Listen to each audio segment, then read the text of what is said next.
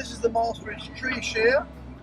Very powerful item of equipment, goes on either a 13-ton excavator or a 20-ton excavator, and it will shear trees like a carrot up to about 12 inches, that's 300 millimeters diameter.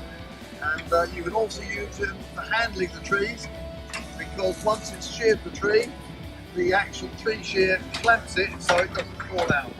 So you can grab a tree and shear across the bottom like this. You can hear the tree cracking, and it clamps it, and then you can just move it round, ready to go in a chipper or for a bonfire or for processing. So we'll just see it work for a minute. Very, very good for clearing scrub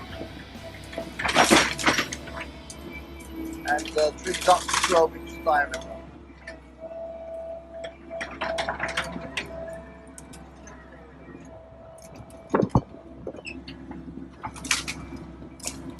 The whole of the area that you can see cleared here in front of you, all of that area there, that's been cleared in about an hour.